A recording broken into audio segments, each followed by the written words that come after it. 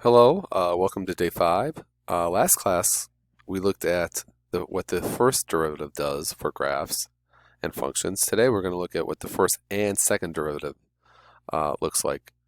So we talked about this last time. These are all names for derivatives, and specifically f prime is the first derivative.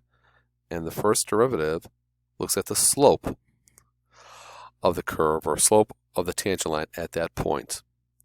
And we talked about how when f prime is positive, the function is increasing. When f prime is negative, the function is decreasing.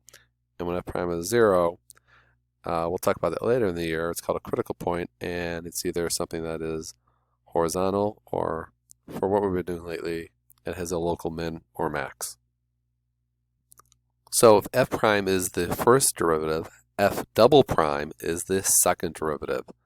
And the idea is that f double prime is a slope of the slope, or it's a slope of f prime. And that will tell us the concavity of a function. So when f double prime is positive, the function is concave up.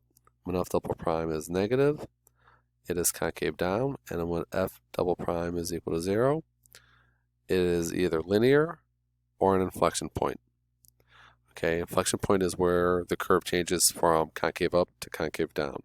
And we've done this before, looking at graphs, determining concave up and concave down, and I'm going to use our calculus to figure this stuff out.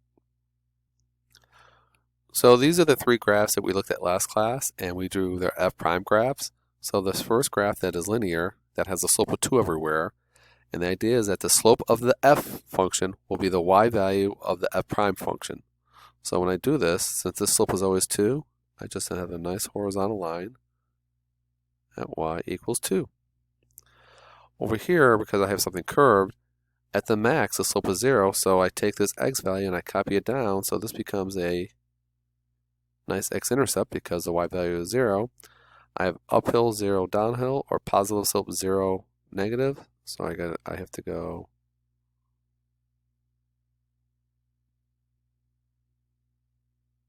well, that would be wrong.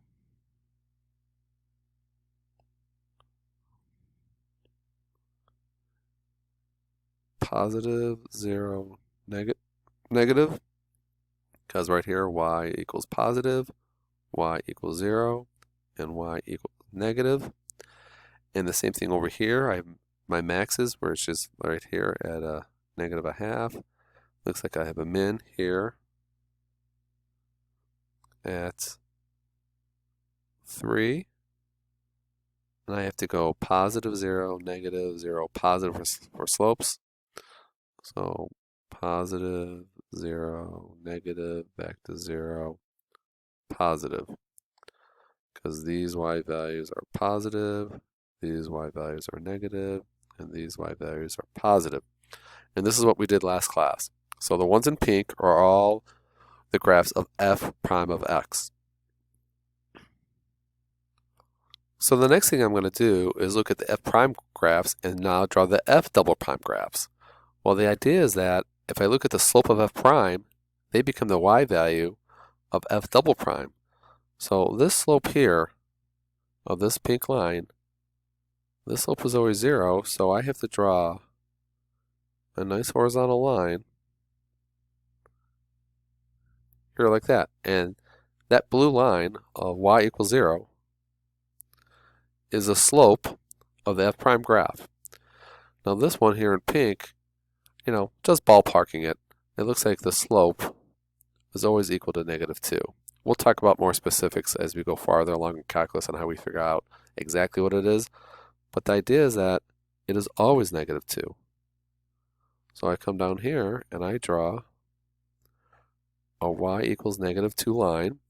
And this y value of negative 2 is always the slope of that pink line. Now this last one is a little bit harder.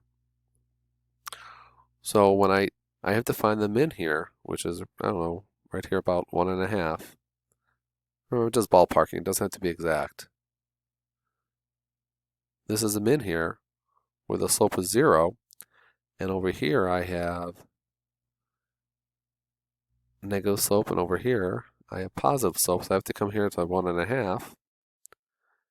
I have to go negative, 0, positive, or something like this. This y value is negative, this y value is 0, and this y value is positive. And this blue line is the slope of the f prime graph. But let's look at the big picture. And the big picture is this. We said that f double prime is the concavity of the original function. So if you come over here, so I'm going to have to write this here, the concavity of f of x is the y value of f double prime. And if you look carefully, this y value is 0 because this graph has no concavity.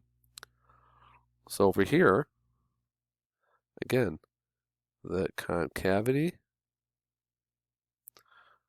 of this graph, of these two graphs, is equal to the y value of f double prime of x. This y value is always negative. That's because this graph is always concave down. And if you look carefully right here, with this y value, where I have a negative y value right here, I should have concave down. And when I have positive y value here, I should have concave up. And if you really look here, since they did it 1.5, at 1.5, right around here, that is probably about my inflection point of the graph. So it goes concave down to 1.5 and it goes concave up after 1.5. So that's how we connect f to f prime to f double prime. So I need to draw a curve that has a rate of change that is positive. That means it's going uphill, increasing, at an increasing rate. And another word for increasing rate is concave up. So it's increasing and concave up. Looks something like that. F prime is the slope, which is positive, and f double prime is the concavity, which is also positive. I need a ROC which is positive, which means it's increasing, at a decreasing rate, which means it's concave down, increasing at a decreasing rate. The slope, f prime, is positive, and f double prime, the concavity, is negative.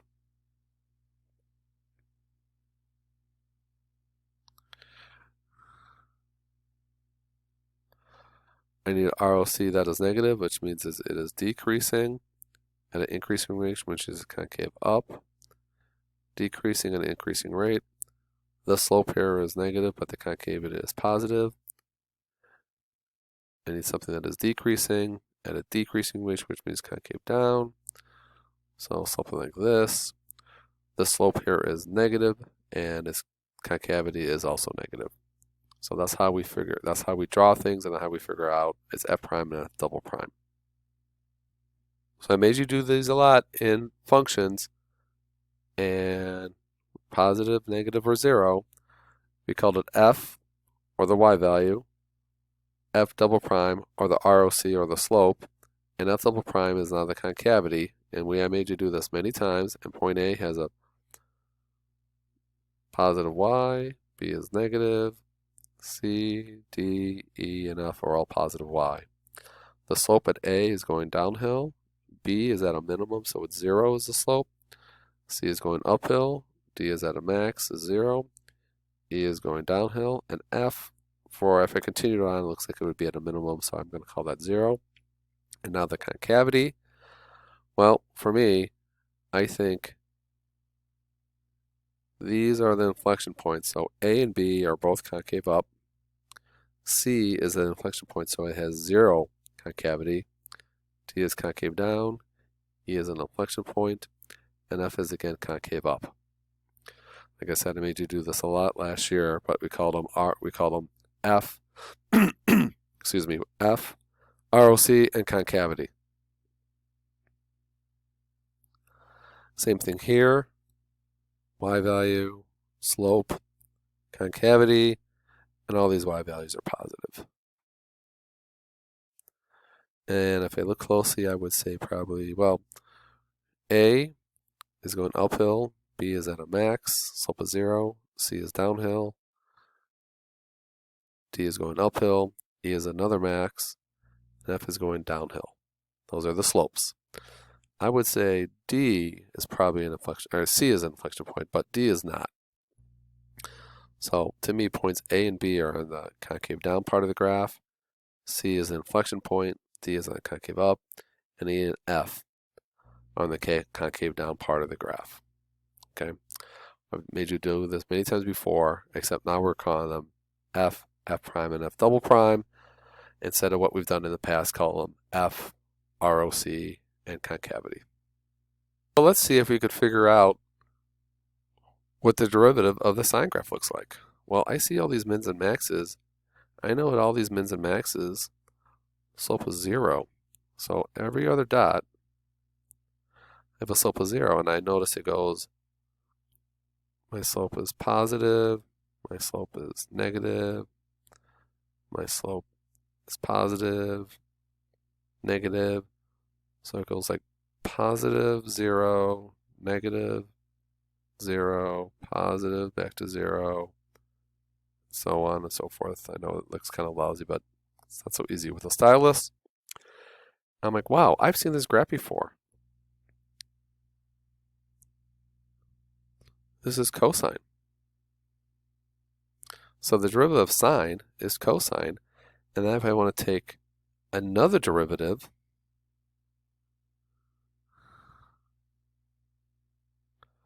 I notice all these mins and maxes again, and I notice they're all here, every other dot again, and I notice the slope goes negative, then goes positive, so it looks like something like this, negative back to 0, positive back to 0, negative back to 0, positive, and I notice this graph is a negative sine graph. So, to me, it looks like I go sine, derivative is cosine, negative sine, I'm going to guess it's going to be negative cosine, and then back to sine all over again. And if you really want to be smart about this, if you look at a unit circle, cosine is the x value of the unit circle, and sine is the y value. So negative sine is the negative y value, negative cosine is the negative x value, and you kind of have this whole circle derivatives. These are all the derivatives of these trig functions. Okay, thank you for watching the video. Ask questions in class.